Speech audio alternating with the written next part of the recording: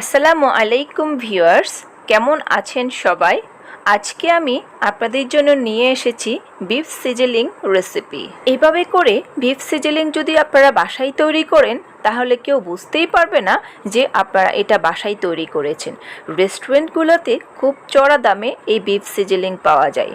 চলুন তবে কথা না বাড়িয়ে এই বিফ সিজলিং রেসিপিটা শুরু করে দিই। বরাবরের মতোই রেসিপি শুরু করার আগে আপনাদের কাছে আমার ছোট্ট একটা রিকোয়েস্ট, রেসিপি ভালো লাগলে আমার চ্যানেলটিকে সাবস্ক্রাইব করবেন এবং পাশে থাকা বেল আইকনটিকে অল করে দিবেন। এতে করে আমি যখনই কোনো নতুন রেসিপি আপলোড করব আপনাদের কাছে নোটিফিকেশন চলে যাবে সাথে সাথেই। প্রথমে আমার লাগছে গরুর মাংস।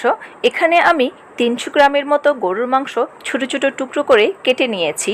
দিয়ে দিচ্ছি হাফ চা চামচ লবণ, হাফ চা চামচ লাল মরিচের গুঁড়ো, হাফ চা চামচ রসুন বাটা, হাফ চা চামচ আদা বাটা, আরও দিয়ে দিচ্ছি সয়াবিন তেল 1 চা চামচ, আর দিয়ে দিচ্ছি সয়া সস 1 চা চামচ।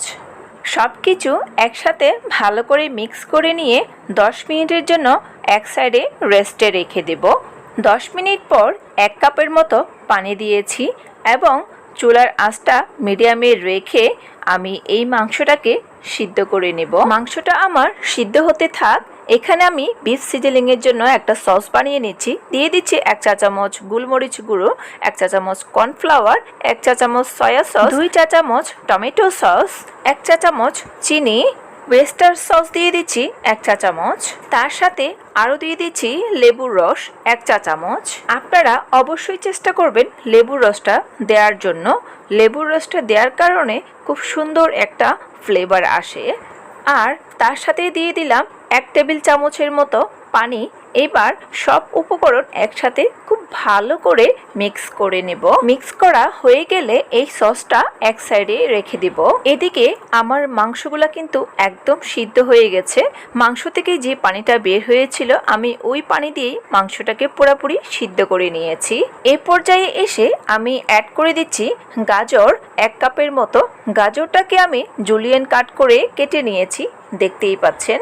গাজর আর মাংস আমি প্রায় 2-3 মিনিটের মতো ভেজে নিয়েছি। এখানে আমি আরও কিছু ভেজিটেবল অ্যাড করে দিচ্ছি। অনিয়ন কিউব করে কাটা এবং red bell pepper, yellow bell pepper, green capsicum দিয়ে দিচ্ছি। সব ভেজিটেবল আমি আমার আন্দাজ মতো নিয়েছি। আমি এখানে যতটুকু মাংস দিয়েছি তার পরিমাণ মতো ভেজিটেবল অ্যাড করে দিয়েছি।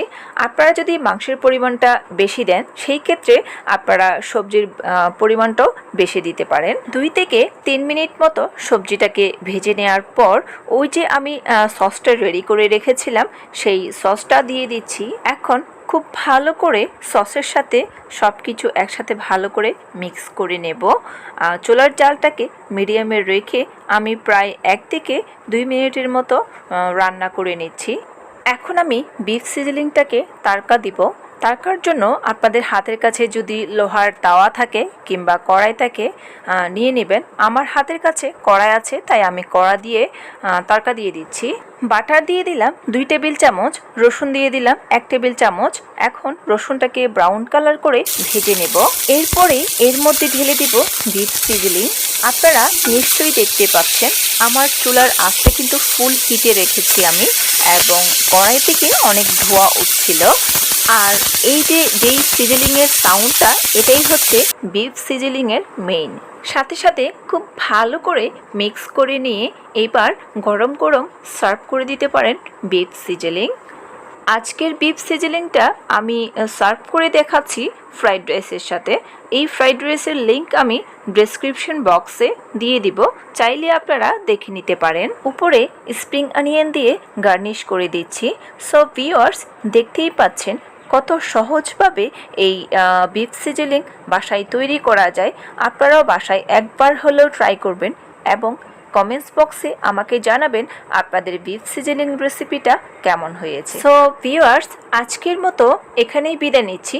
দেখা হবে আবারও কোনো নতুন রেসিপিতে। সে পর্যন্ত সবাই ভালো থাকবেন, আমার জন্য দোয়া করবেন। আল্লাহ হাফেজ, আসসালামু আলাইকুম।